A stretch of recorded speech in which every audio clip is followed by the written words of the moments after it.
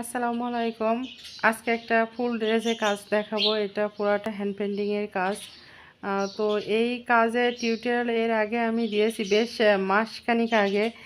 যেহেতু হাতে অনেক কাজ ছিল, সেই কাজগুলো করে তারপরে এটা আমি দিয়েছি। যেহেতু কাজটা কমপ্লিট হয়েছে আরও 2 সপ্তাহ আগে, কিন্তু আমি ভিডিও করতে পারিনি, যার কারণে এটা আমি দিতে পারিনি। তো এই কাজটা অনেক সুন্দর কাজ। আসলে ক্যামেরাতে কতখানি ফুটে ওঠে, আসলে বাস্তবতা তার থেকে একটু ভিন্নতা আসে। কালারটা আসলে এত রোদ এত রৌদ্র থাকার কারণে অনেক সময় কালারটা ডিসকালার দেখাচ্ছিল, যেহেতু এটা পেস্টে নীল কালার। তো অনেকে বেশি হচ্ছে বাইরে লাইটের কারণে অনেক সময় সাদা সাদা ফ্যাকাশে দেখাচ্ছে। তো এইখানে আমি বেশ ভিন্ন ভিন্ন কালারের কাজ করেছি। মিষ্টি কালার, যেটা দেখাচ্ছে লাল, আসলে ওটা কিন্তু লাল না।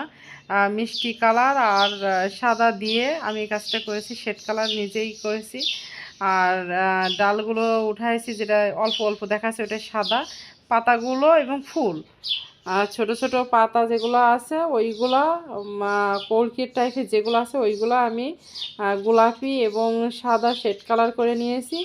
আর ডায়েট যেটা পাতা, গাছের পাতা করা আছে বা ফুলের পাতা, তো সেই পাতার ক্ষেত্রে দেখলেই তো বোঝা যাচ্ছে পাতার ক্ষেত্রে হলুদ এবং সাদা দিয়ে আমি কাজটা করে তার উপর সবুজ দিয়ে সেরা সেরা মতন উঠিয়ে দিয়েছি, পাতার ভিতরে যেমনটা থাকে।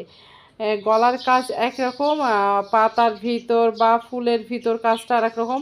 আবার মাঝখান দিয়ে দুই সাইডে যে বর্ডার গেছে সেটা পাতাটা দিয়েছি, দুই সাইডে বর্ডারের পাতাটা দিয়েছি গোলাপি আর সাদা শেড কালার দিয়ে ওটা উঠিয়েছি।